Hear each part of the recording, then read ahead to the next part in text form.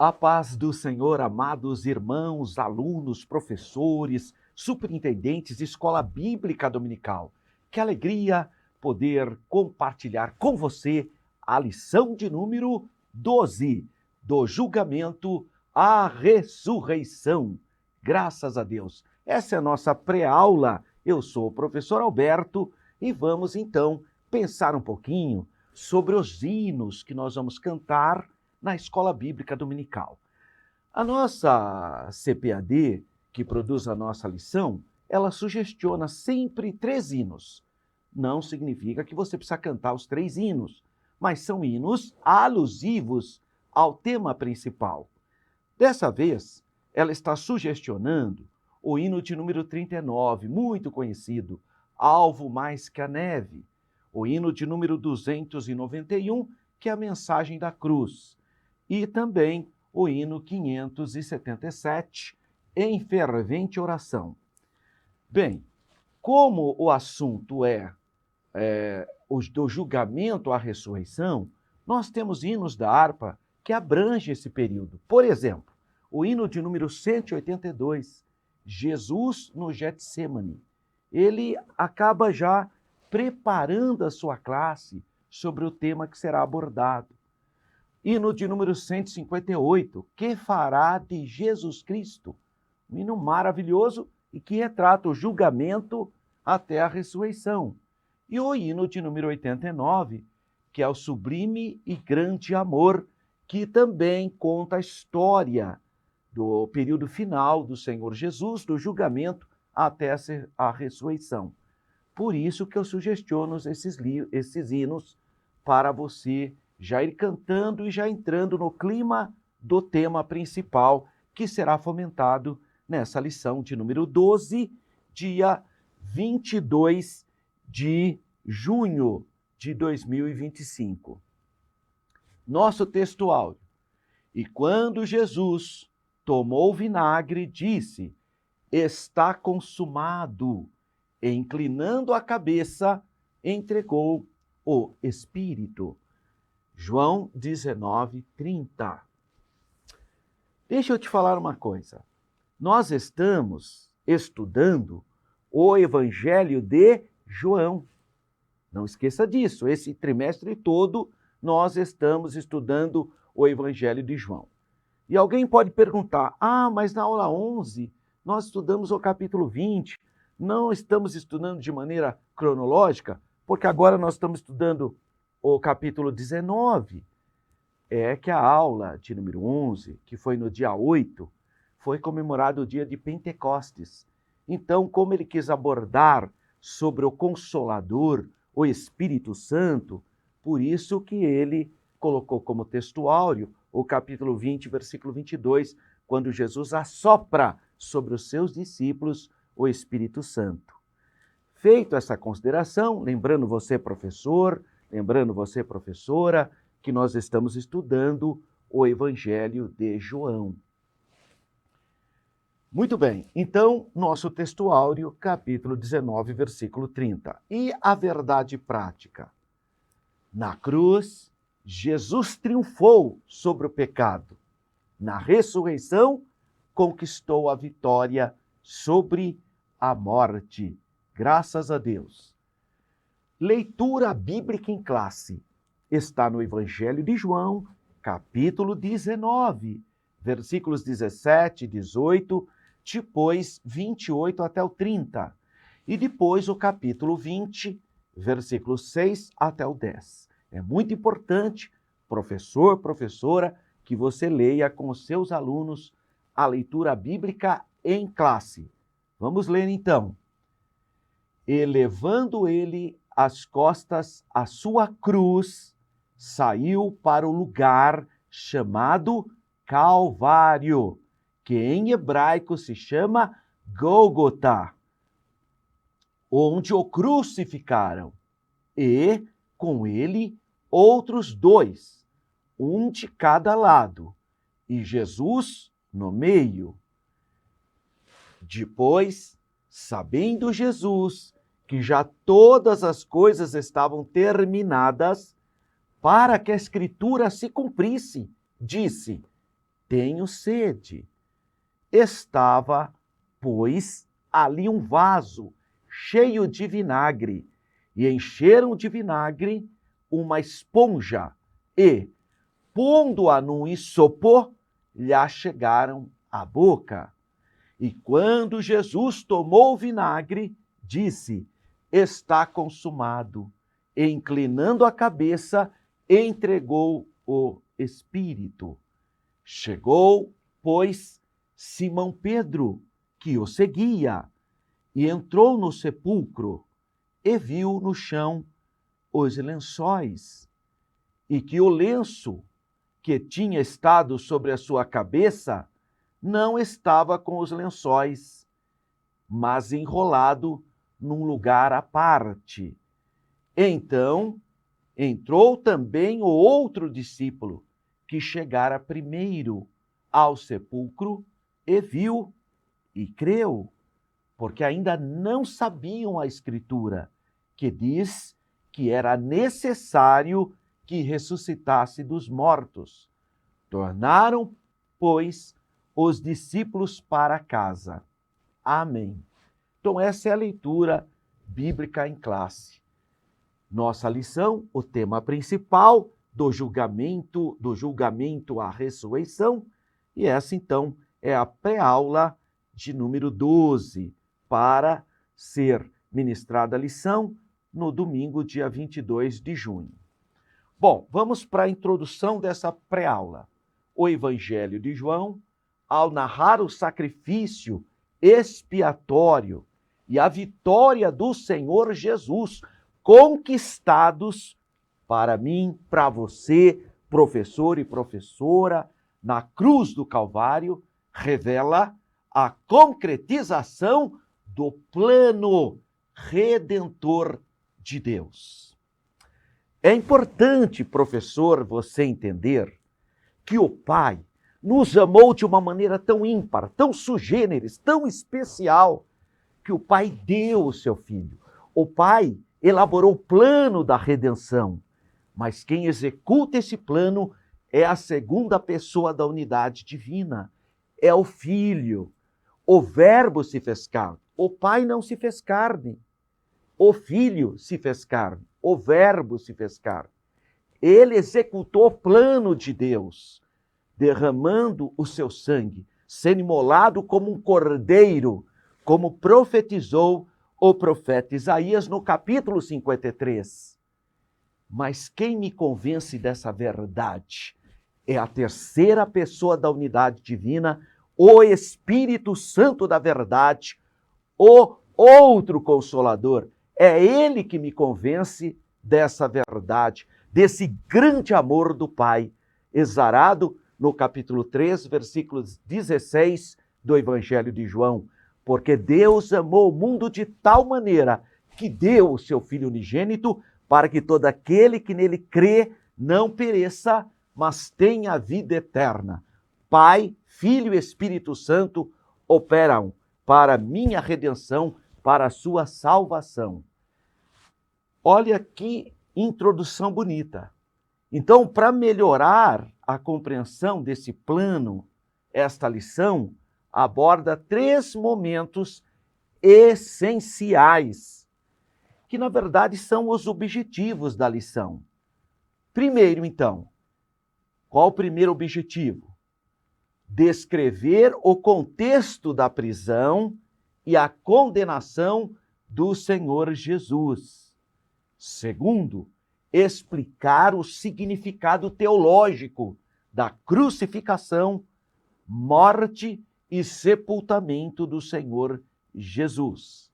E terceiro, incentivar os alunos a celebrarem a ressurreição do Senhor Jesus como uma vitória sobre a morte, sobre o pecado, graças a Deus. E qual é a motivação para o seu aluno, para nós que estamos estudando essa lição de número 12, do julgamento à ressurreição? Os acontecimentos relacionados com a prisão do Senhor Jesus, sua crucificação e a sua gloriosa ressurreição transcendem os meros aspectos ou relatos históricos, mas constituem verdades, verdades que transformam a nossa alma, verdades que influenciam a fé no Senhor Jesus. Portanto, entender o sacrifício expiatório do Senhor Jesus Cristo enriquece nossa gratidão e dedicação a Deus. É importante, professor, que nós tenhamos um coração cheio de gratidão. Porque se não fosse a graça de Deus, se não fosse o amor incomparável do Pai, jamais nós teríamos o privilégio que temos hoje de termos a vida eterna. O Senhor Jesus conquistou para mim, para você, essa bênção. E você precisa transmitir com fé, com alegria, esse ensinamento para o seu aluno na escola bíblica dominical. Olha que bênção. Então você é o instrumento de Deus para abençoar vidas, pessoas, famílias. Graças a Deus pela sua vida, meu querido companheiro, professor e professora da escola bíblica dominical. Ainda dentro dessa perspectiva da motivação, reconhecer a importância da cruz e celebrar a ressurreição. Nós somos motivados a viver com fé, com esperança, firmados na vitória do Senhor Jesus sobre o pecado e sobre a morte. A lição vai sugestionar metodologia pedagógica. Se a sua classe for menor, se for uma classe pequena, você pode implementar essa metodologia. Então ele fala, divida a classe em grupos. Aqui ele sugestiona 3 grupos, mas pode ser mais ou menos, cada um responsável por um dos tópicos da lição. Não são 3 tópicos? São. Então, aí ele está sugestionando que você divida em 3 grupos para dar um tópico para cada um, mas você pode dividir em 6 grupos e dar também um tópico para cada um, né? 2 grupos ficam com o primeiro tópico, 2 grupos ficam com o segundo tópico, 2 grupos ficam com o terceiro tópico, e assim vai depender do tamanho da sua classe, do número de alunos. Bom, você deve orientar cada grupo a ler, a refletir sobre as passagens sugestionadas na nossa leitura bíblica de classe, que é o Evangelho de João, capítulo 19 e capítulo 20, com versículos específicos, porque eles estão relacionados ao tema do julgamento e ressurreição do Senhor. Após a leitura, você pode pedir para que cada grupo destaque os aspectos chaves do texto, como a submissão do Senhor Jesus ao plano do Pai, ao plano da redenção, o significado do seu sacrifício, o que significa a morte expiatória do Senhor no Calvário. E aqui eu sugestiono também que você peça para os alunos lerem o profeta Isaías, capítulo 53. E, finalmente, o impacto transformador de sua ressurreição, graças a Deus. Você pode, então, fechar o assunto inicialmente com um momento de compartilhamento, no qual cada grupo apresenta as suas reflexões. Então, é um método, é uma sugestão de método pedagógico. E a aplicação?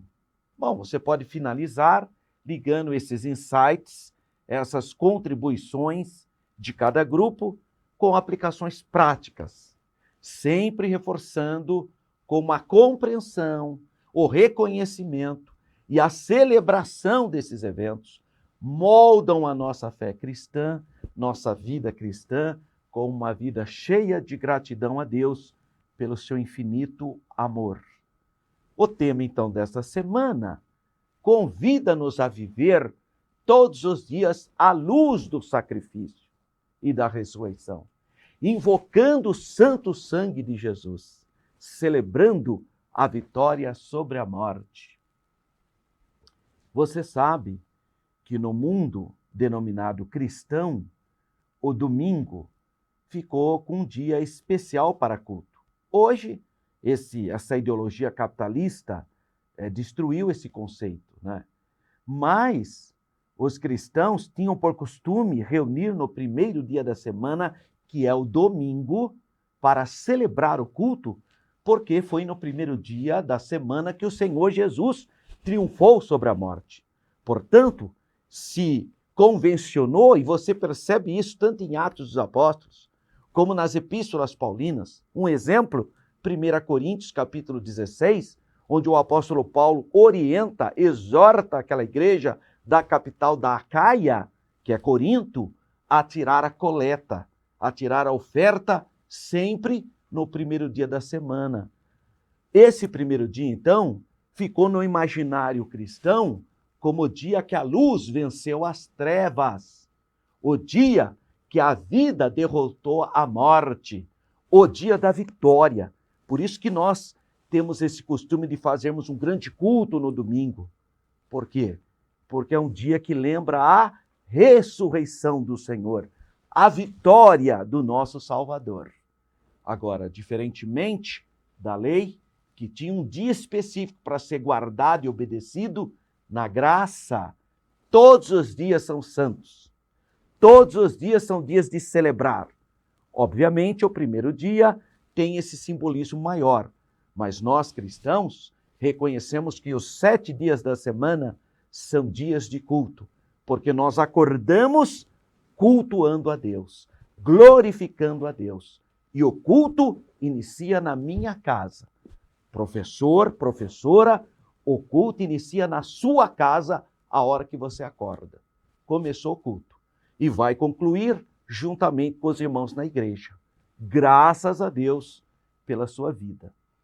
Portanto, meus irmãos, é importante nós termos consciência do preço que foi pago pela nossa redenção. Só quando você tem consciência que você valoriza as pessoas que estão em Cristo.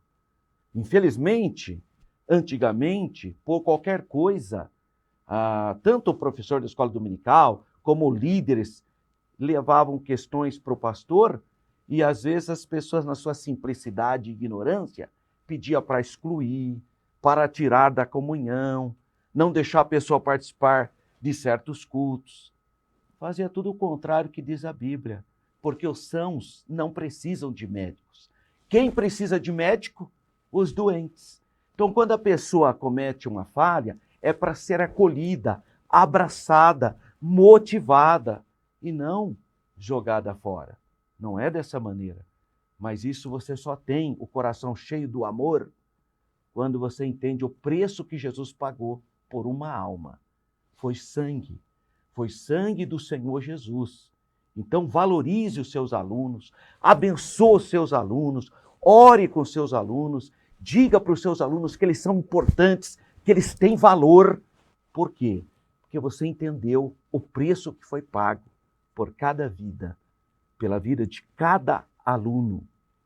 Então, eu preciso compreender que o preço que foi pago pela nossa redenção e a vitória que ela proporciona.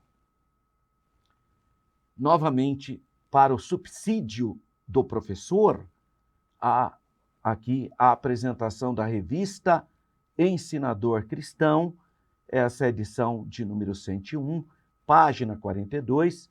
E por que essa revista é importante? Porque ela tem outras metodologias pedagógicas. Então você vai ter acesso a novos métodos. Ele conta, ele te dá contexto, te apresenta como você pode apresentar aquele exercício para a sua classe, etc. Então, é o que eu sempre digo. Você pode pedir para o superintendente presentear você para você poder ter mais metodologias para abençoar a sua classe. Nós temos que investir na escola bíblica dominical. E, finalmente, nós temos no final do tópico, auxílios que dão suporte à preparação da aula. O texto Sepultamento de Jesus, localizado após o segundo tópico, por exemplo, tem uma explicação sobre o processo do sepultamento do Senhor Jesus, que foi tirado do comentário bíblico pentecostal. E também no final do terceiro tópico, tem um texto sobre a ressurreição, que dá também uma contextualização da ressurreição do Senhor Jesus. Também foi tirado do comentário bíblico pentecostal, publicado pela CPAD, que é a nossa casa publicadora da Assembleia de Deus, que produz essa revista abençoadora aqui, que é a revista As Lições Bíblicas Dominicais. Vamos pensar um pouquinho, professor, professora, vamos comentar um pouquinho sobre o nosso textuário? Bom, está em João 19:30, e quando Jesus tomou vinagre, disse: está consumado. Inclinando a cabeça, entregou o Espírito. Qual é o contexto do nosso textuário? Capítulo 19, Evangelho de João. Embora, tanto no Evangelho de João como nos Evangelhos sinóticos, você encontra o julgamento, a condenação, a crucificação e a ressurreição do Senhor. Nós estamos estudando o Evangelho de João especificamente. Evangelhos sinóticos vêm de mesma visão, sinótipo, óptica, ótica. E por isso, quais são os 3 evangelhos sinóticos que têm a mesma visão? Mateus, Marcos e Lucas. João difere um pouco, mas todos se completam.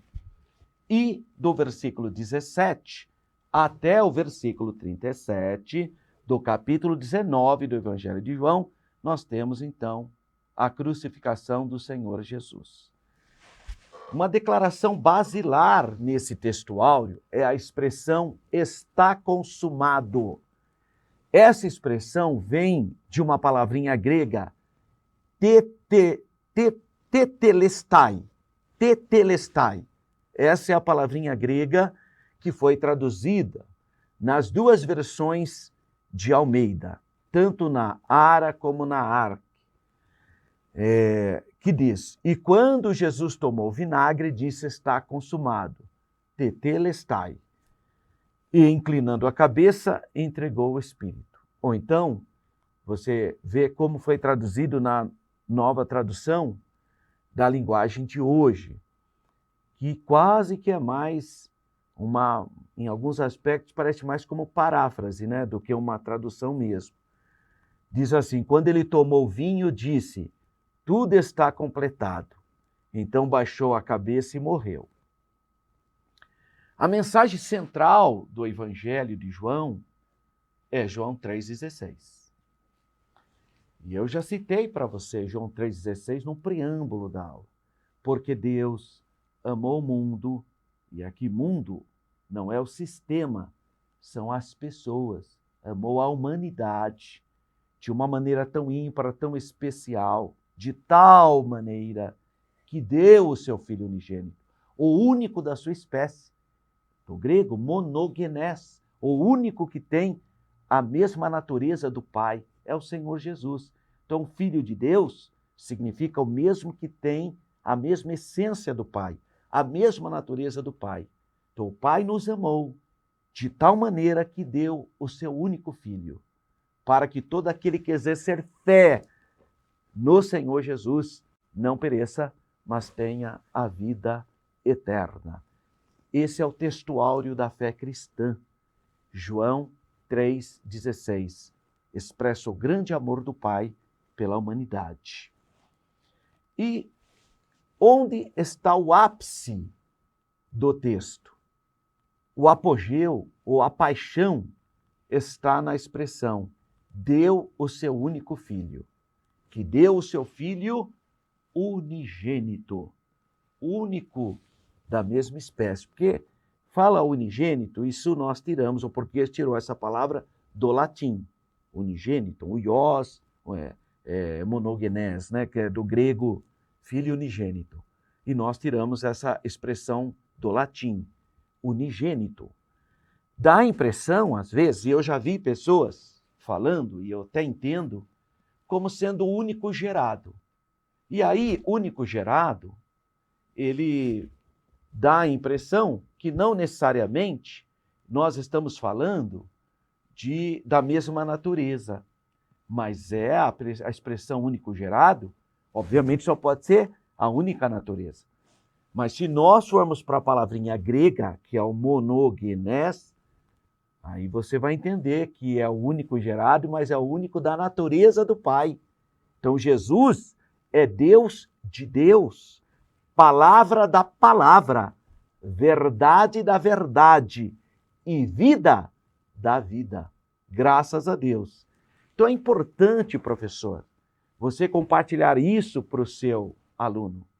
Chamar a atenção que a própria expressão filho unigênito implica divindade, que Jesus tem a mesma natureza do Pai, porque ele é o único da espécie do Pai, o único gerado. E a Bíblia diz claramente, no Salmo, tu és meu filho, hoje te gerei. Então o Pai, o Deus do Antigo Testamento, gerou o Filho. Ou seja, o Filho é da mesma espécie do Pai. E essa palavra, professor e professora, está explicitamente contrária a um dos principais preceitos teológicos da religião islâmica. Porque o islamismo declara que Deus nunca gerou e nunca foi gerado. Mas a Bíblia, a palavra de Deus, Salmo de número 2, verso 7. Recitarei o decreto.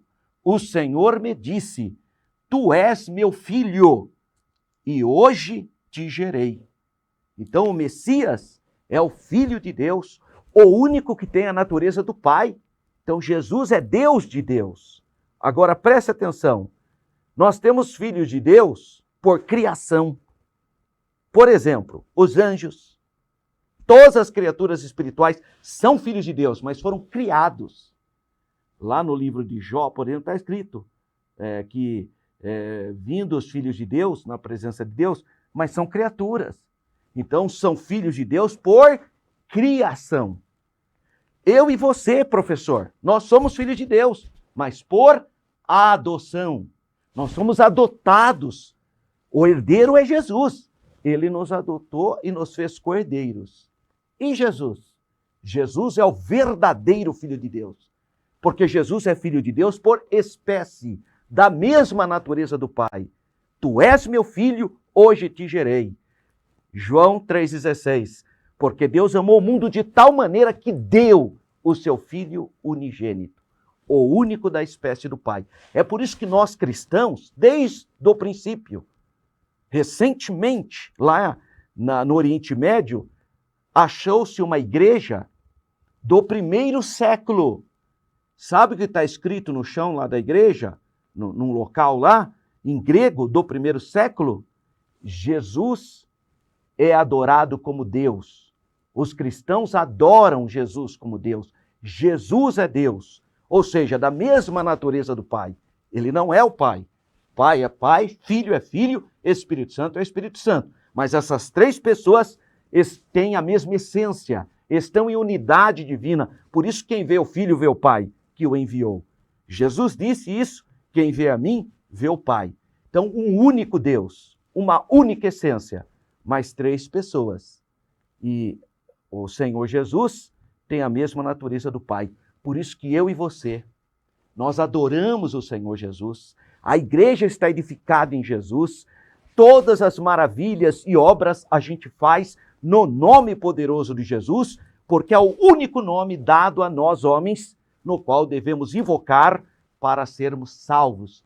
É só no poderoso nome do Senhor Jesus. Então, esses termos são fundamentais aqui no capítulo 3, versículo 16. Deus entregou como sacrifício o seu próprio Filho. E nisso consiste o grande amor de Deus. Isso é loucura para os judeus. Os judeus no primeiro século, quando ouviram essa mensagem, falaram, isso é loucura. Porque na cabeça do judeu, é impossível que um justo seja punido pelo injusto. A percepção natural da natureza humana é que o ímpio deve ser punido. Mas um justo ser punido pelo injusto, isso subverte uma lógica humana. E por isso que os judeus interpretaram isso como loucura. Os gregos também. E Paulo dá a resposta ali na sua carta, 1 Coríntios e também Romanos, quando ele diz, porque o evangelho é loucura para os que perecem, mas para nós que somos salvos, é o poder de Deus. O que é loucura para os homens é o plano de Deus para a redenção humana. Então é importante nós enfatizarmos isso para os nossos alunos. Bom, à medida então que o dia do sacrifício do Senhor Jesus se aproximava, ele deixa claro aos seus discípulos, aos seus seguidores, naquele momento que o derramamento do amor de Deus no mundo, o Senhor Jesus ficaria sozinho, e a gente pode ler isso no servo sofredor, profecia expressa do profeta Isaías. João capítulo 16, versículo 32, declara, eis que chega a hora, e já se aproxima, em que vós sereis dispersos, cada um para a sua parte, e me deixareis só, mas não estou só, porque o Pai está comigo. Então, no capítulo 17, versículo 1 do Evangelho de João, Jesus começa a sua oração intercessória, dizendo, Pai, chegou a hora. Portanto, a partir desse momento, sucedem-se os eventos que vão levá-lo à cruz, onde finalmente, depois de crucificado, ele entrega o seu espírito e declara que está consumado. Professor, professora, é importante os seus alunos saberem disso, que a obra de Jesus acabou, foi consumada, ou seja, a salvação está disponível a nós.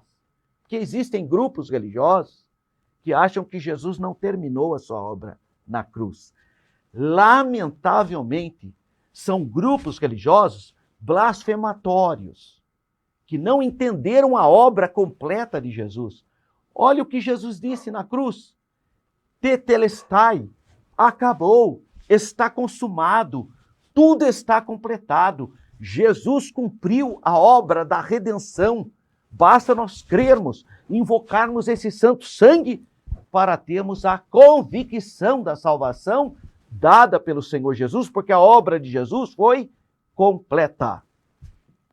Deixa eu te falar uma coisa, professor e professora.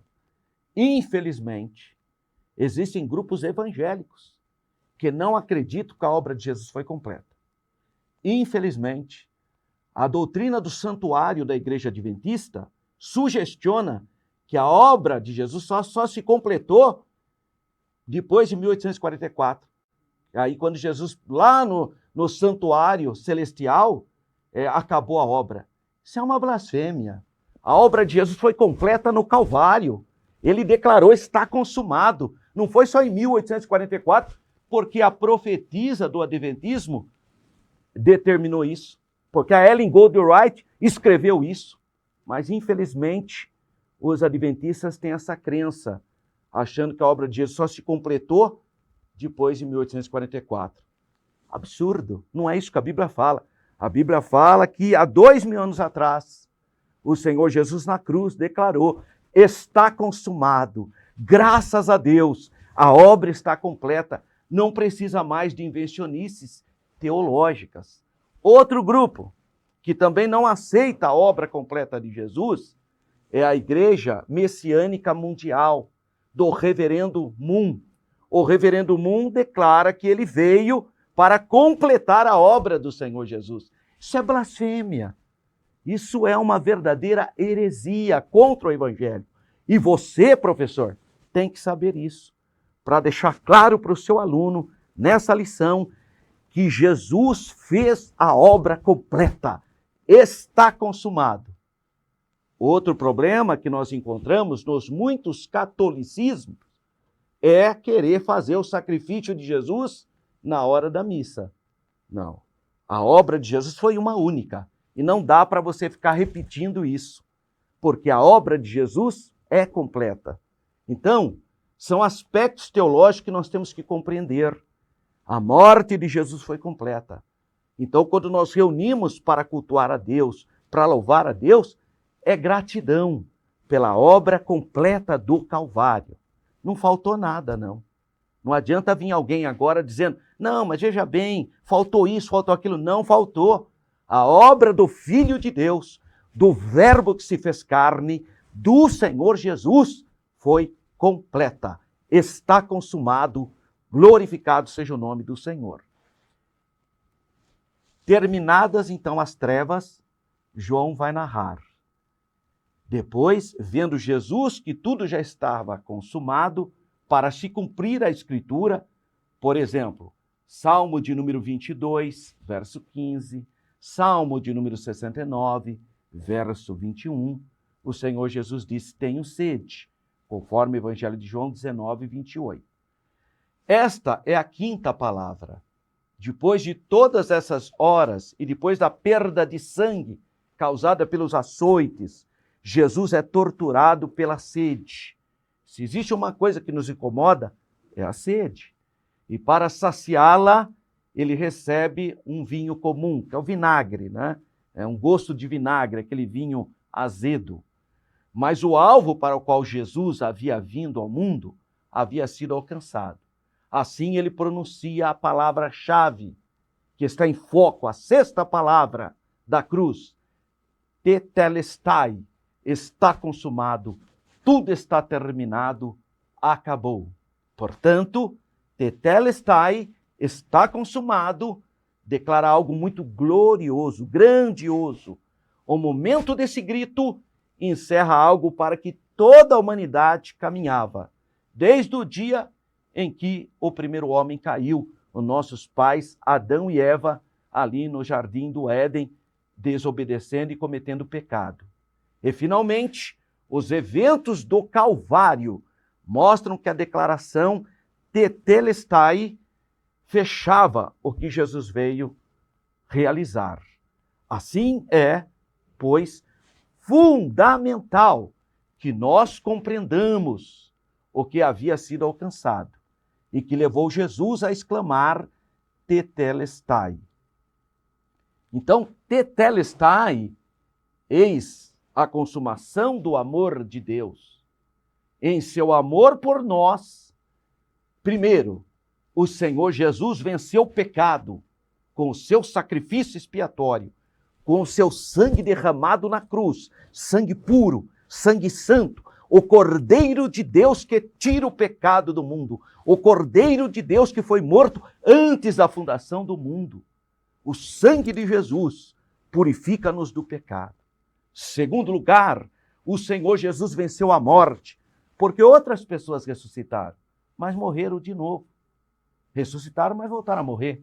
Mas Jesus ressuscitou e está vivo à destra de Deus Pai Todo-Poderoso e como sacerdote eterno, segundo a ordem de Melquisedeque, como declara o Salmo de número 110, tu és sacerdote eterno, segundo a ordem de Melquisedeque, ele está intercedendo por nós. Ele é o nosso sumo sacerdote, o nosso intercessor. Então Jesus venceu a morte, que é a consequência do pecado. Terceiro, Jesus derrotou o adversário. Jesus derrotou o grande inimigo, a velha serpente, o dragão. Jesus derrotou Satanás e o inferno, que estavam e estão por trás do pecado e da morte. Quarto, estamos livres de toda e qualquer escravidão. Professor, professora, nós não somos mais escravos do pecado. Jesus quebrou esse jugo. Jesus nos comprou e nos libertou da escravidão. Ô, professor Alberto, mas eu tenho minhas fraquezas, eu cometo, às vezes falo coisas que não devia. Veja, mas o Espírito Santo te convence.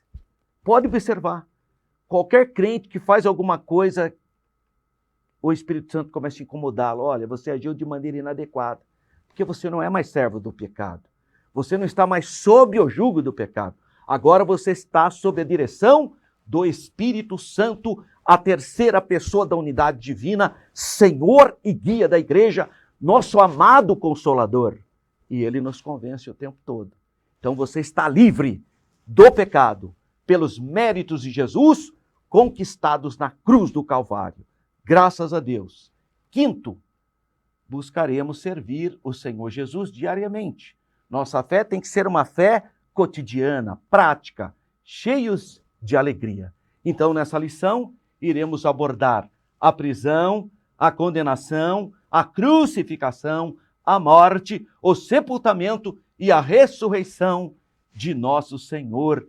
Graças a Deus. Esses eventos demonstram o cumprimento da missão, do plano salvífico que o Senhor Jesus realizou, conquistado por nós na cruz do Calvário. Toda essa missão pode ser resumida, então, nessa frase: está consumado. Do grego, tetelestai. Glória a Deus por esse texto áureo. Então, a obra de Cristo no Calvário e a sua ressurreição constitui a base, o alicerce da nossa fé cristã. Graças a Deus. Vamos então para a palavrinha-chave da lição de número 12, ressurreição. Essa é a palavra base. Deixa eu te contar uma coisa. A cultura grega não se dava bem com a palavra ressurreição. Por quê? Porque os gregos não criam na ressurreição. O mundo da época do Senhor Jesus, a cultura helenística, que é a fusão do grego com as culturas mediterrâneas, eles criam na transmigração da alma, na reencarnação. Eles liam a história de maneira cíclica, ou seja, nasce, vive, morre, renasce, vive, morre. É de maneira circular, cíclica.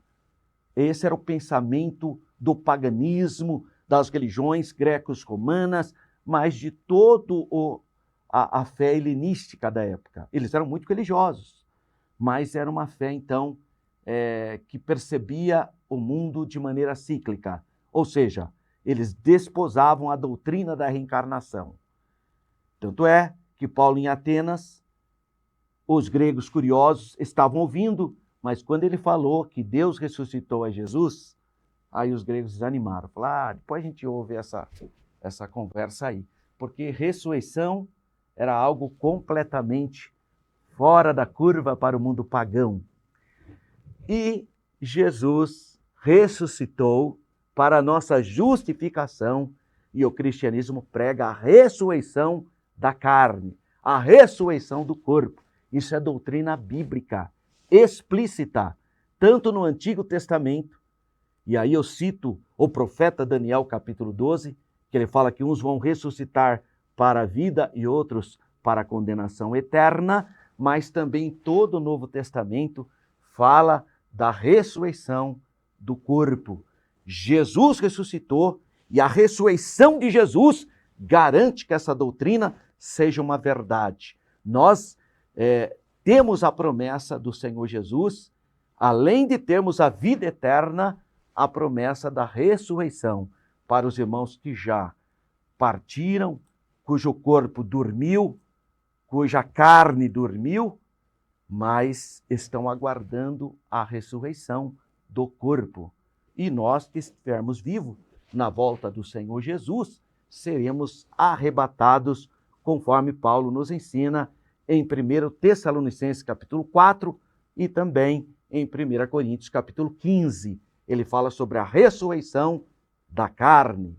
Então a palavra-chave dessa lição é a palavrinha ressurreição.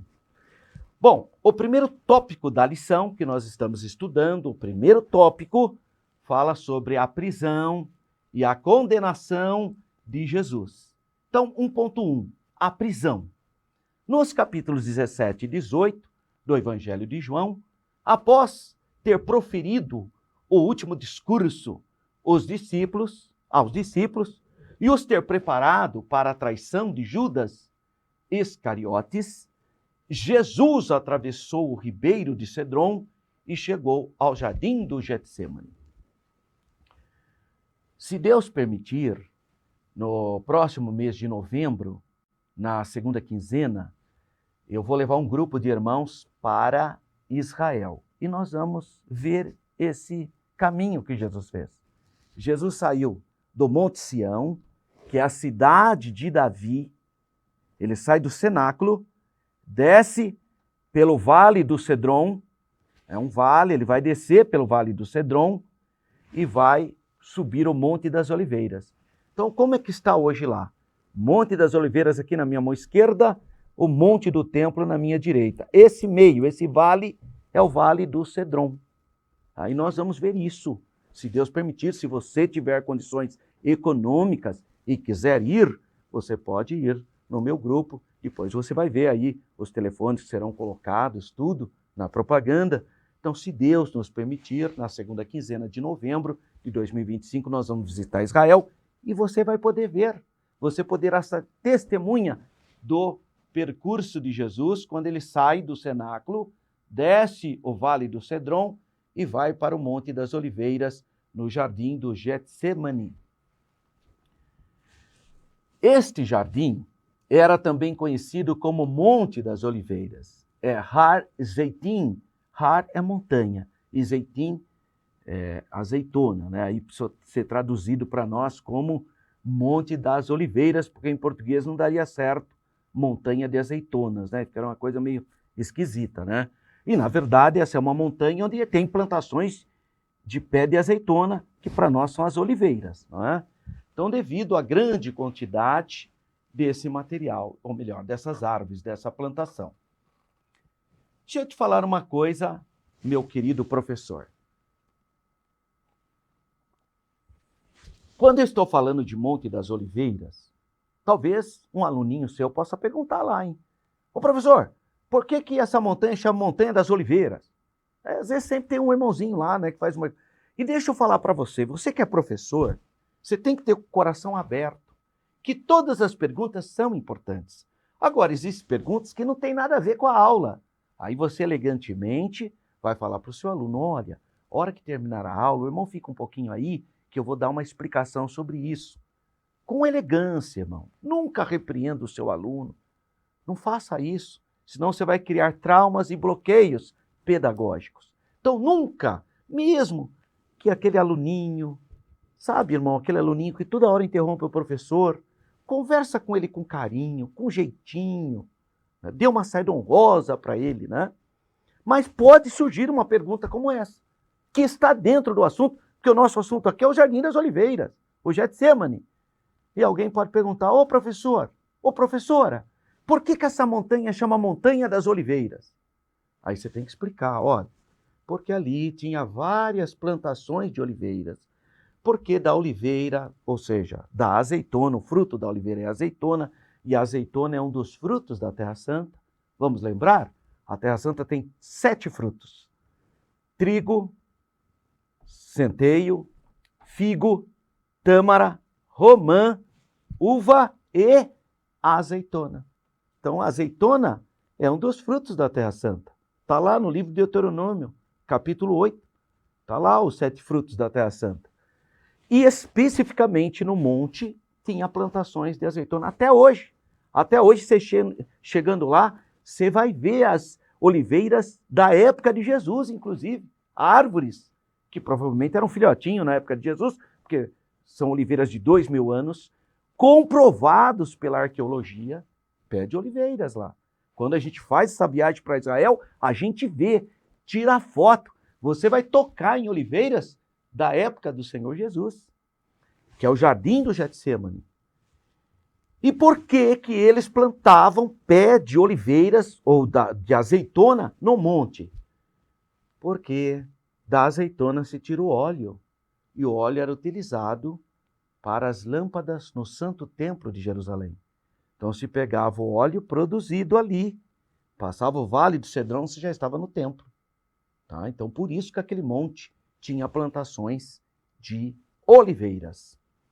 Bom, naquela madrugada, então, Lembra que Jesus fez a última Páscoa no cenáculo e a Páscoa era demorada, né? Começava no pôr do sol, depois das 18 horas e ia embora. Então, provavelmente era quase 1 hora ou 2 horas da manhã, quando ele saiu do cenáculo, passou por Vale de Cedron e entrou no jardim do Getsemane. Então, naquela madrugada, o ambiente nesse local parecia carregado o quê? De tristeza, de angústia, porque Judas já tinha saído. Jesus está só com os 11 ali no jardim do Getsemane, no Monte das Oliveiras. Os soldados romanos e os membros da guarda do sumo sacerdote foram guiados por Judas. Esse Iscariotes não é sobrenome de Judas, tá bom? Meu querido professor, minha professora, esse Iscariotes é o nome da cidade de Judas. Judas vem dessa aldeia, Iscariote. Por isso que ficou Judas Iscariote. É a mesma coisa que você falar, o irmão João de São Paulo. Não é sobrenome dele, São Paulo. É que ele vê a origem, né? Então, Judas Iscariotes. Até o local onde o Senhor Jesus se encontrava com os seus discípulos. Só 11, né? Porque Judas estava lá. Bom, tendo concordado com a traição, em troca de 30 moedas de prata, o traidor identificou o Senhor Jesus com um beijo traiçoeiro, indicando aos soldados romanos quem ele era, levando a sua prisão e conduzindo-o até a Anás, porque Anás e Caifás, eles alternavam o sumo sacerdócio. E Anás, o sumo sacerdote, trouxe. Então, os soldados trouxeram o Senhor Jesus para a casa do sumo sacerdote, que ficava no Monte Sião, que ficava próximo do cenáculo, inclusive. Então, eles voltaram, saíram lá do jardim de Getsemane, passaram o Vale do Cedron e voltaram para o Monte Sião. Próximo do cenáculo está, até hoje, a casa do sumo sacerdote Caifás e Anás.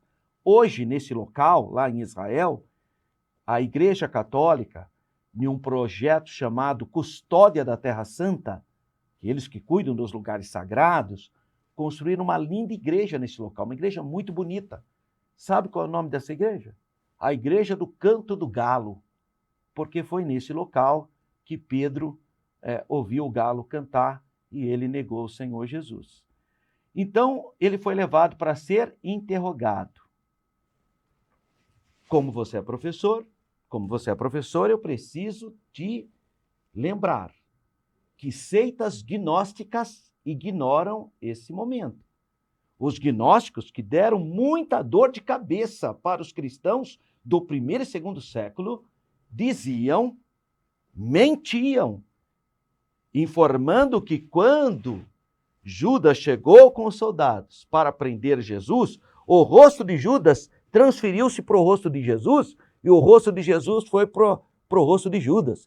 Então, na verdade, eles não prenderam Jesus, prenderam Judas. Esse é um ensinamento gnóstico. E sabe onde ele está presente hoje? No Alcorão. Os muçulmanos beberam da fonte gnóstica e ensinam que Jesus não foi crucificado, que os cristãos estão enganados, apenas pareceu que ele foi, mas na verdade não foi. Isso está na literatura islâmica.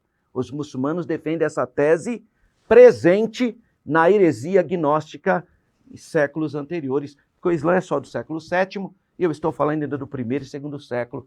Já havia esse conceito gnóstico que o Senhor Jesus tinha transferido o seu rosto para o rosto de Judas, e na verdade quem prenderam então foi Judas. Isso é uma blasfêmia, isso é um absurdo.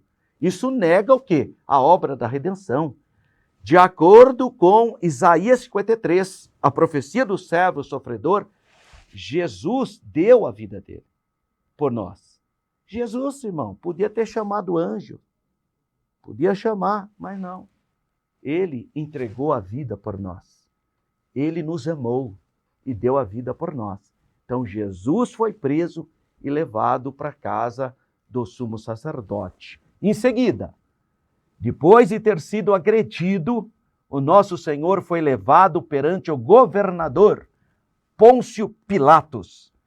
Esse homem, esse nome, está eternizado em uma pedra na cidade de Cesareia do Mar. Por quê? Professor, professora, Em Israel, você tem duas capitais. Na época do Senhor Jesus, a capital religiosa, que estava na província da Judéia, chamada Jerusalém, essa é a capital religiosa, onde estava o Santo Templo. Mas você tinha a capital de Roma na Judéia, que não era Jerusalém. Em Jerusalém havia uma fortaleza chamada Fortaleza Antônia, onde ficavam soldados romanos para evitar qualquer tipo de rebelião, especialmente nas grandes festas judaicas, onde aproximadamente 150 mil estrangeiros, judeus do mundo inteiro, subiam para Jerusalém, e Jerusalém ficava uma massa de pessoas e muito suscetível a revoltas.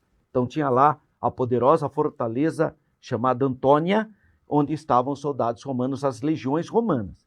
Mas a capital de Roma, na Judéia, ficava na Cesareia Marítima, ou Cesareia do Mar, uma cidade construída, um porto artificial, construído pelo grande rei Herodes. Ele construiu, Herodes o Grande, essa capital de Roma, na Judéia, chamada Cesareia. Nessa cidade, se você for conosco nessa viagem, eu vou mostrar para você o documento. Não é a peça original, porque a peça original está no Museu de Israel, em Jerusalém. Mas ali há uma o quê? Ali tem uma cópia, né, exatamente de como é a original, onde está escrito Pôncio Pilatos, prefeito da Judéia. Essa é a maior prova histórica e documental, arqueológica, que existiu um governador romano chamado Pôncio Pilatos, porque nós temos prova arqueológica. Então, em seguida, depois de ter sido agredido, o nosso Senhor foi levado perante o governador Pôncio Pilatos. 1.2, o interrogatório. Aonde foi tudo isso? Na Fortaleza Antônia, em Jerusalém. Foi em Jerusalém, na Fortaleza Antônia. Por quê? Porque o governador saía da capital política romana de Cesareia do Mar e vinha para Jerusalém nas grandes festas e ficava na Fortaleza Antônia. Então, depois da casa do sumo sacerdote, e por que os sacerdotes já não julgaram logo e condenaram Jesus à morte? Aí você tem que conhecer a história, viu, meu querido professor, minha querida professora? Porque Roma não dava autonomia de pena de morte para as províncias que ele dominava. Pena de morte era uma atribuição só de Roma. Só Roma podia. Então, os judeus podiam dizer, está condenado por blasfêmia, mas não podia dar a decisão final. Por isso que os sacerdotes encaminharam Jesus para Pilatos. Porque só ele podia dar a pena máxima. Porque era a lei romana. A lei romana dizia isso. Então, a lei judaica estava submissa à autoridade romana. Lembrando que, naquele momento, são províncias administradas por Roma. Judéia, Samaria, Galiléia, Itureia, Pérea, Decápolis, tudo dominado por Roma. Então, de início, Pilatos questiona a acusação feita pelo povo judeu. O Senhor Jesus fora detido durante a madrugada e, ao amanhecer, depois de ter passado em uma prisão na casa de Caifás, julgado por Anás, o sumo sacerdote, os judeus então enviaram o Senhor Jesus para o governador Pôncio Pilatos, conforme a lei romana. Levaram o Senhor Jesus até Pilatos, porque no período romano as leis judaicas julgavam a questão religiosa, mas não civil, para condenação à morte, que era exclusividade de Roma. E aqui, você pode ler aí no Evangelho de João. Eu acho até importante, professor, você ler com os seus alunos. Vamos ler João, capítulo 18, Evangelho de João, capítulo 18, versículos 28, e a gente pode ler até o 31. Olha só o que diz aqui. Versículo 28. Depois levaram Jesus à casa de Caifás para a audiência, e era pela manhã cedo. Ele passou a madrugada preso. E olha, nessa igreja que eu te falei, a igreja do Canto do Galo, lá tem preservado as prisões da época do Senhor Jesus. Para você ter uma ideia como é que foi a prisão do Senhor Jesus na casa do sumo sacerdote. e não entraram na audiência para não se contaminarem e poderem comer a Páscoa. Então Pilatos saiu e lhes disse: do que os acuseis? Que acusação vocês apresentam contra esse homem? Responderam e disseram-lhe: se esse não fosse malfeitor, não te entregaríamos. Porque o judeu é nervosinho, né? Você acha que eu ia pôr alguém que não foi acusado de alguma coisa para você? Você acha que eu ia fazer vocês perderem tempo? Tá, isso é bem da natureza do judeu nascido em Israel até hoje, o Sabra. Ele é espinhosinho. Disse-lhe, pois, Pilatos, né? Levai-o vós e julgai de acordo com a vossa lei. E eles disseram, olha só o que eles disseram. Os judeus, a nós não nos é lícito matar pessoa alguma, porque a lei romana proibia. Eles não podiam matar, eles podiam acusar, mas a sentença final era de Roma, tá certo? Por isso que muita gente fala, não foram os judeus que mataram Jesus. Eles vão falar o quê? Foram os romanos, porque a lei que permitia a morte é romana. Mas claro que os judeus entregaram Jesus para a morte, né? Eles escolheram Barrabás. Bom, Pilatos, na tentativa de aliviar a pressão política, porque nós estamos em uma época de festas, né? Cedeu então à hostilidade dos judeus e pôs lá para eles escolherem Barrabás ou o Senhor Jesus. Quem era Barrabás? Um criminoso, notório. Mas eles escolheram o criminoso ao invés de escolher o Salvador. Triste isso, né? A humanidade continua do mesmo jeito, continua escolhendo criminoso. É impressionante, irmão. Parece que o homem não muda. Sempre as pessoas tendem a ficar do lado errado. Só Deus pode ter misericórdia de nós, irmãos.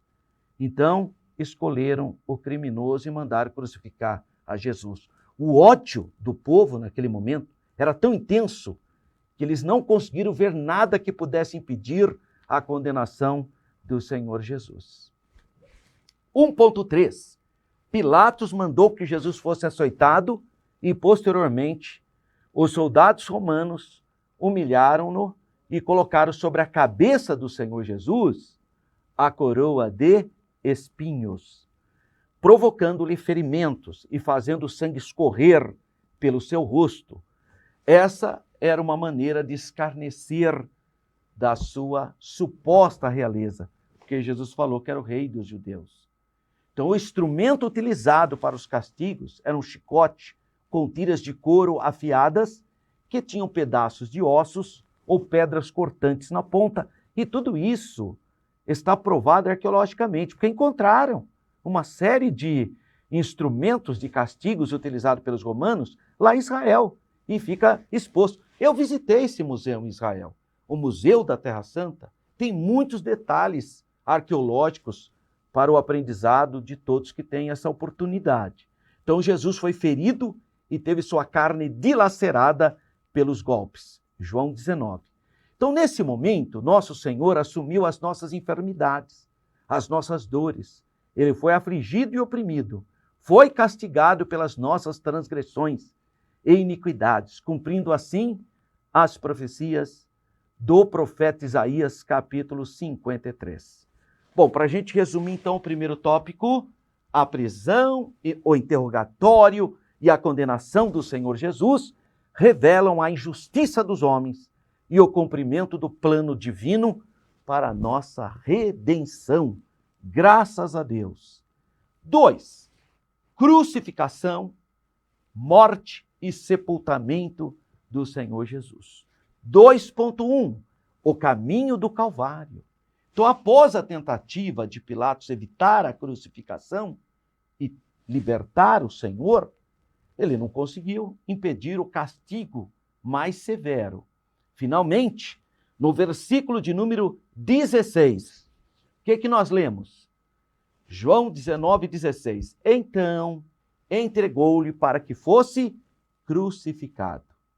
Sob os açoites dos soldados, Jesus carregava a cruz até chegar ao Gólgota, o lugar da caveira, devido à forma que o monte apresentava. Bom, o Monte Calvário, o Monte Caveira, pelo fato de ele ter um formato de caveira, ele foi apelidado de Monte Caveira. É lá que os romanos puniam os judeus rebeldes ou aqueles que eram sentenciados à própria morte. Agora, o que acontece hoje? Hoje esse local está dentro da cidade. Por isso que arqueologicamente é mais provável que o Monte Caveira ficava onde é hoje a Catedral do Santo Sepulcro, que é uma catedral católica cuidada pela custódia da Terra Santa. E nesse local, vários credos católicos, 7 expressões católicas, cuidam dessa igreja que já criou já trouxe muitos conflitos. E para não haver briga entre essas confissões católicas, é uma família muçulmana que abre e que fecha a igreja, chamada Igreja do Santo Sepulcro. O nome grego dela é Atanasis, que vem do grego não a morte, ou seja, ressurreição. Essa foi a maior igreja cristã da Terra Santa até a chegada dos muçulmanos no século VII. Então, até o século VII, ou seja, do século IV até o século VII, a cidade de Jerusalém era majoritariamente católica, cristã, e a grande cúpula preta, uma grande cúpula preta, era o que se destacava em Jerusalém, porque onde era o templo judeu estava destruído. Então, você olhasse para Jerusalém até o século VII, o grande edifício cristão, o grande edifício de Jerusalém era a Catedral de Santa Sofia, aliás, não de Santa Sofia é Sagrada Sabedoria, a Catedral Atanasis, a Catedral do Santo Sepulcro. Provavelmente, dados arqueológicos montam que lá realmente era uma pedreira.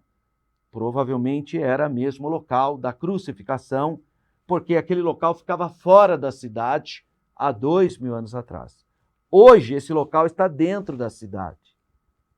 Então, o que aconteceu? Quando os protestantes chegaram em Jerusalém, com o general Allenby, que tomou Jerusalém em 1917, do Império Otomano, aí pela primeira vez, os protestantes governavam Jerusalém, porque a Inglaterra é anglicana, é protestante. Só que não tinha um local para o protestantismo em Jerusalém. Não existia. Tudo já tinha sido ocupado por outras tradições católicas, o catolicismo grego, o catolicismo russo, o catolicismo ortodoxo, o catolicismo armênio, o catolicismo etíope, o catolicismo ali do siríaco, Ciro. Então, cópita do Egito. Então, não havia local para os protestantes. E aí, o Gordon, que era também um militar, olhando, depois saindo da porta de Damasco, olhando, ele viu uma montanha parecida como uma caveira. Ele viu lá uma montanha. Então, ele deduziu que ali devia ser o Calvário, porque ficava fora da cidade, como diz no Evangelho de João. E ele também percebeu que ali havia um túmulo e uma igreja, alicerces de uma igreja bizantina do século IV. E por ter um túmulo ali encravado, ele interpretou que aquele era o local do túmulo de Jesus. Então, é assim que desenvolveu a história do Jardim do Túmulo. Toda viagem, a gente vai até o Jardim do Túmulo, tem o túmulo vazio lá, e é um jardim muito bonito. E o monte, que parecia como uma caveira, como há 3 ou 4 anos atrás caiu muita neve em Jerusalém, quebrou o nariz da caveira. Então hoje não parece tanto como uma caveira, mas está lá a montanha também. E tem o Jardim do Túmulo, onde a gente celebra a Santa Ceia do Senhor. É um local muito aprazível, muito agradável, mas como os protestantes chegaram tardiamente em Israel, aí precisaram encontrar um local sagrado também, né? E é um local muito bonito, mas provavelmente o local onde ficava a pedreira, devido a achados arqueológicos, deve ter sido o local onde está a Catedral do Santo Sepulcro, em Jerusalém. Bom, então eles crucificaram o Senhor Jesus no Monte Caveira. João capítulo 19, versículo 18, menciona-se que o Gólgota era um local público onde as pessoas podiam o quê? Testemunhar o horrível drama, a horrível punição dada por Roma aos que eram condenados por eles. Nos evangelhos sinóticos, lembra? Sinóticos, da mesma ótica, da mesma visão, Mateus, Marcos e Lucas, foram registrados detalhes sobre os eventos durante a crucificação do Senhor. Ao lado do Senhor Jesus, à sua esquerda e à sua direita, estavam dois homens acusados de criminosos, conforme Lucas capítulo 23. Sendo que Lucas narra o arrependimento de um deles. Um se arrependeu, o outro não. O outro continuou com os seus traumas, com os seus medos, com a sua pecaminosidade. Mas é curioso notar que o profeta Isaías também mencionou isso anteriormente. No capítulo 53, versículos 12 do profeta Isaías, está escrito que o Senhor foi contado com os transgressores. Essa é a palavra de Deus. 2.2. A missão foi encerrada. Como homem, o Senhor Jesus experimentou sede, que foi a sua última necessidade humana, antes de morrer na cruz. A sua sede física foi momentânea e aliviada por uma esponja. Aqui fala isopo. O que é o isopo? Eu escrevi um livro chamado Geografia Bíblica, tem a propaganda do livro aí, e ali eu falo sobre o isopo. O que era o isopo?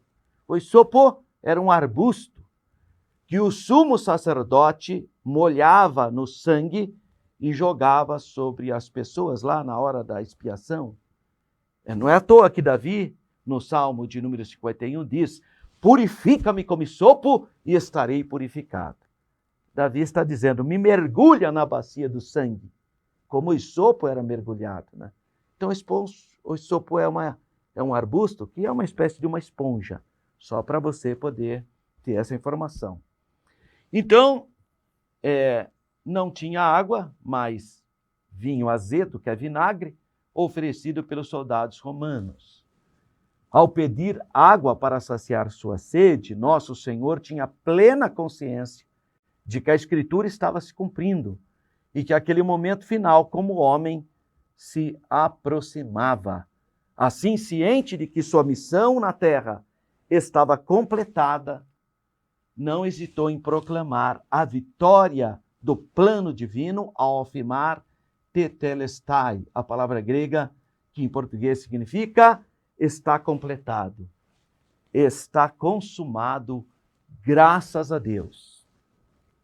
Professora da Escola Bíblica Dominical. É importante também, quando a gente está falando sobre esse momento do Senhor Jesus na cruz, nós falamos aqui, quando eu cito aqui que Jesus pediu água, várias vezes a nossa lição aponta Jesus como homem. Sede é necessidade humana. Por que eu estou voltando nessa questão? Porque Paulo, no capítulo 2 de Filipenses, ele diz que Jesus se esvaziou. E o que ele quis dizer? A nossa tradução diz que ele não teve por usurpação ser igual a Deus, mas se esvaziou. Cuidado com o gnosticismo, né? Que acha que Jesus só era humano na terra. Não. Jesus é o Verbo. Mas ele não se apegou aos seus atributos divinos para vencer o pecado, para vencer a morte, para vencer Satanás. Jesus venceu o pecado, venceu a morte e venceu Satanás como homem. Ele não se apegou aos atributos divinos. É nesse sentido que ele se esvaziou. Ele não deixou de ser Deus. Ele não se apegou aos atributos divinos para vencer. Então ele se esvaziou e como homem, como servo, ele enfrentou a morte, enfrentou Satanás. Quando Satanás foi tentá-lo, Satanás falou: transforma aqui. Satanás queria que ele transformasse. Um dos motivos é para que ele usasse o atributo divino. Mas Jesus não usou o atributo divino. Jesus citou a palavra de Deus, o livro de Deuteronômio. Não só de pão viverá o homem. Mas Jesus não se apegou aos atributos divinos. Ele venceu Satanás, venceu o pecado, venceu a morte, como nosso verdadeiro Adão. Não se apegou aos atributos divinos, mas venceu como homem. É isso que ele disse. Ele teve sede. Isso é uma necessidade humana. E 2.3, o sepultamento. O versículo 38, aparece um homem que admirava o Senhor Jesus e era um discípulo discreto e reservado. Muita gente fala que ele era senador. José de Arimateia era um político importante, isso nós sabemos. Que José de Arimateia, de novo, não é sobrenome dele, porque hoje Arimateia virou sobrenome no Brasil, né? Mas nesse caso, é a região dele, de Arimateia. Tá? Não é o nome o nome dele é José, Iosef, mas ele não é sobrenome, é a origem. Era um político importante. Como nós sabemos, ele pediu o corpo do Senhor. Então, por inferência, e realmente Marcos, se você quiser ler aí comigo em Marcos, capítulo 15, é importante nós vermos essa referência. Marcos 15, 43, diz assim, e logo, Marcos 15, 43, olha só o que diz. E chegou José de Arimateia, senador, honrado, que também esperava o reino de Deus. E ele pediu para Pilatos. Então, se ele tinha acesso a Pilatos, ele devia ser uma pessoa muito importante. Possível que ele fazia parte do Sinédrio, mas nós sabemos que era uma pessoa abastada. Mateus 27, 57 também faz esse apontamento, que José de Arimateia era uma pessoa influente. Versículo 57 do capítulo 27 de Mateus, diz assim, e vindo à tarde, chegou um homem rico de Arimateia, era a cidade dele, por nome José, que também era discípulo do Senhor Jesus. Então, devido ao temor que tinha dos judeus, ele mantinha-se discreto, como muita gente ainda hoje. Às vezes, devido a pressões sociais, religiosas, são servos de Deus, mas mantêm uma discrição. Então, ele conseguiu vencer o medo, reunir coragem, ir até Pilatos e solicitar o corpo do Senhor Jesus para o seu sepultamento. A informação contida no texto sugere que o túmulo onde Jesus foi sepultado não ficava muito longe no Monte Calvário. Então vamos lá para o resuminho do tópico 2. O caminho do Calvário e o desfecho da missão do Senhor Jesus e o seu sepultamento ilustram o sacrifício redentor e o cumprimento das Sagradas Escrituras. Bom, nós temos um auxílio bíblico, teológico, sobre o sepultamento do Senhor. Então, no versículo 38 fala que era tarde, e aí José de Arimateia pediu para Pilatos o corpo, e Pilatos concedeu o pedido, porque ele era um homem importante. E João conta duas coisas sobre esse homem. Ele fala que é um homem de Arimateia, mas fala que é um crente secreto, né? Ele só aparece nesse final. Você nunca vai ver José de Arimateia em qualquer outro local. É só nesse finalzinho. Lucas, capítulo 23, versículos 50 e 51, diz que José de Arimateia era um discípulo, né? Ele era da cidade de Arimateia, que é uma das cidades judias. José tinha envolvido com o Sinédrio e tinha envolvimento com o Sinédrio, e ele tinha um sepulcro novo perto de Jerusalém. Bom, por inferência, possivelmente ele morava em Jerusalém, embora a procedência dele fosse de Arimateia. Lucas também nos fala que ele era um homem piedoso, e João enfatiza que ele era um crente secreto em Jesus. Ele tinha medo dos líderes judeus, né? Esse tipo de crente que frequentava a sinagoga tornou-se muito numeroso mais tarde. Foi quando os líderes judeus obrigaram todos da sinagoga a amaldiçoarem o Nazareno, porque aí eles saberiam que a pessoa não era praticante do judaísmo como eles pretendiam. Então foi quando eles criaram uma maldição, né? Dentro da bênção que os judeus falam na sinagoga, os líderes incluíram uma maldição para a pessoa que fosse cristã. Item 3, tópico 3, a ressurreição de Jesus. 3.1, o túmulo vazio.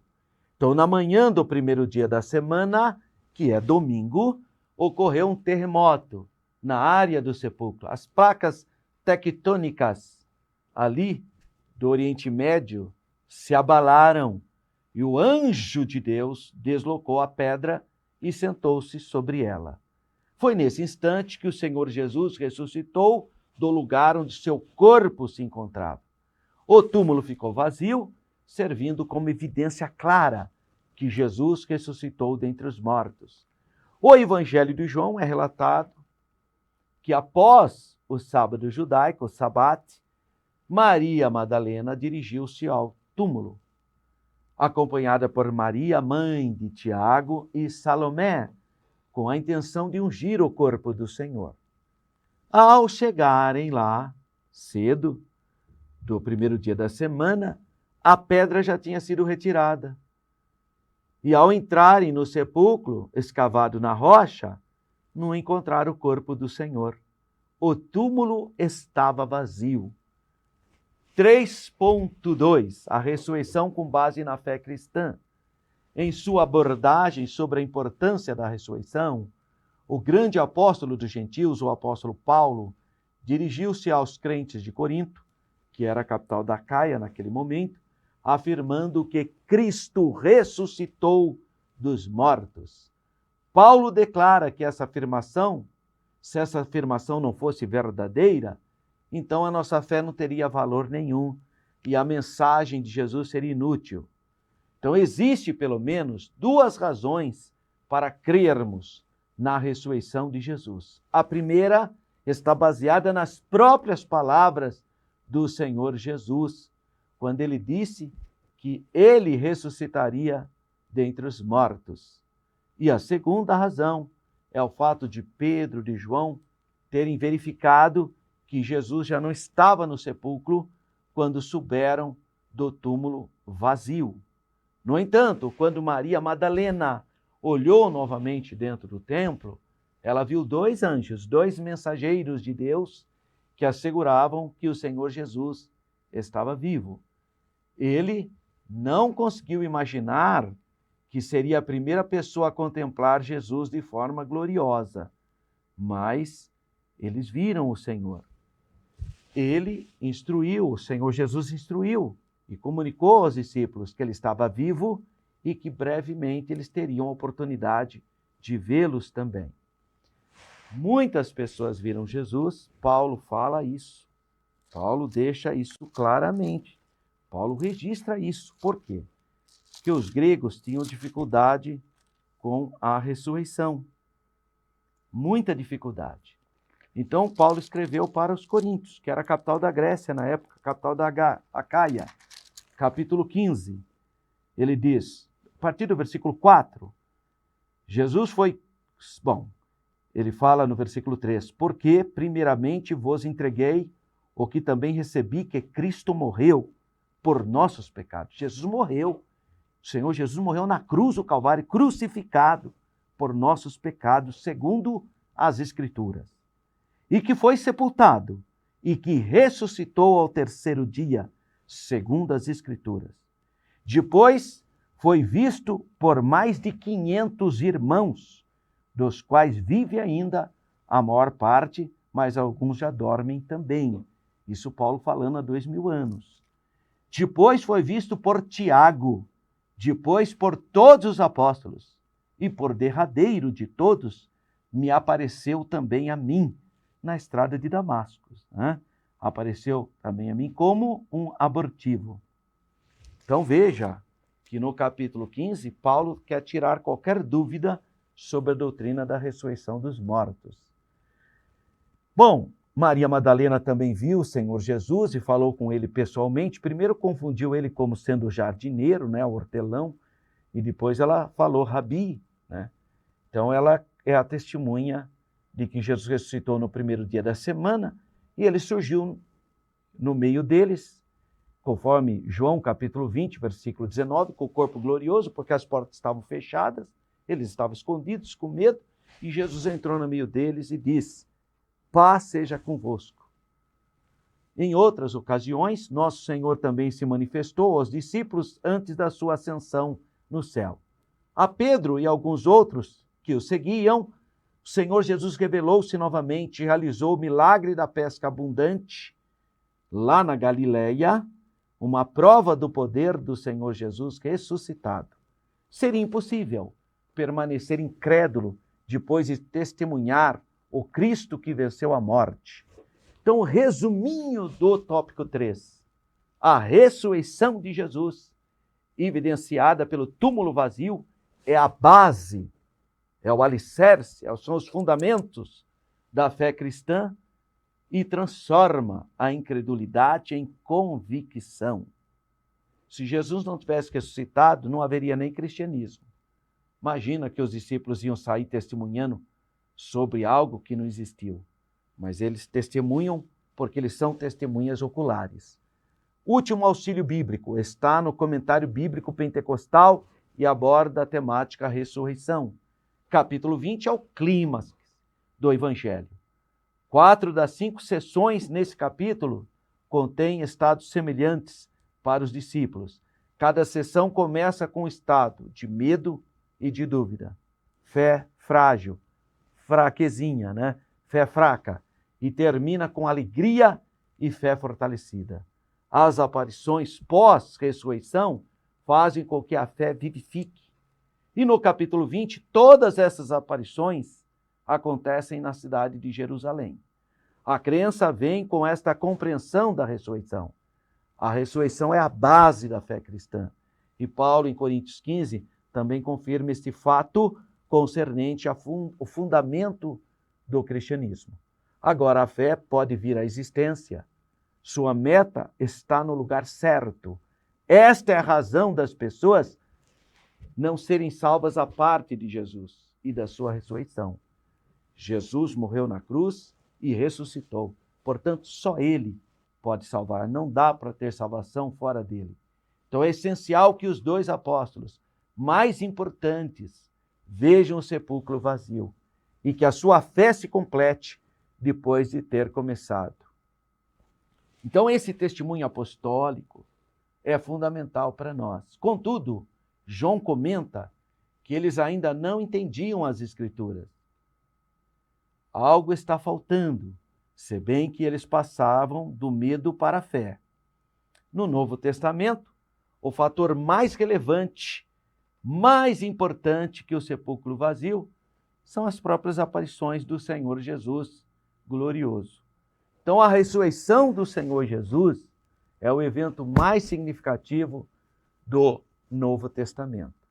Então, nós podemos fechar essa aula falando para os nossos alunos. A ressurreição do Senhor é o elemento mais importante. Este acontecimento concretiza a nossa esperança na ressurreição da carne, tal como está expresso no Credo Apostólico, no importante documento cristão que declara: creio na ressurreição da carne. Assim, à luz desse fato, Jesus ressuscitou dos mortos, está vivo, somos encorajados a manter a nossa fé, pois depositamos a nossa esperança naquele que triunfou sobre a morte de forma definitiva. Graças a Deus, Jesus ressuscitou. Lição de número 13, próxima aula, será a renovação da esperança. Essa aula será ministrada no último domingo do mês de junho, encerrando o segundo trimestre, que foi então abril, maio e junho. Olá, meus queridos irmãos, professores, alunos da Escola Bíblica Dominical. Eu quero apresentar aqui os meus livros e colocar à sua disposição. O livro O Povo de Israel, é um livro que vai abordar a história do povo de Israel em uma perspectiva bíblica, histórica e pentecostal. É um livro doce, fácil para ler e está disponível para você. Basta você entrar em contato com a STADEC 019 99632 5353. Um segundo livro que eu quero apresentar para você foi o meu trabalho de mestrado na Universidade Mackenzie, no curso Ciências da Religião. Esse livro chama-se Jerusalém no Imaginário Religioso, do judaísmo ao pentecostalismo. E ele vai abordar como que Jerusalém passou a ser tão importante. Nós sabemos que Jerusalém tornou-se uma cidade no mundo ocidental extremamente disputada, reverenciada. Hoje, aproximadamente 4 bilhões de seres humanos, de alguma maneira, têm algum carinho por essa cidade, que não tem nenhuma estratégia política, que está aninhada lá nas montanhas do deserto da Judéia, não é importante economicamente, mas foi escolhida por Deus e por isso tornou-se uma cidade tão relevante. Nesse livro, eu apresento a construção, a gestação desse imaginário na cultura judaica, depois na velha cristandade, como os cristãos percebiam Jerusalém, num primeiro momento uma cidade maldita, porque tinha matado o Salvador, e depois uma cidade santa. Finalmente, a percepção muçulmana, como os muçulmanos enxergam a cidade de Jerusalém, que é considerada hoje a terceira cidade sagrada mais importante da religião islâmica, primeiro Meca, segundo Medina, terceira Jerusalém.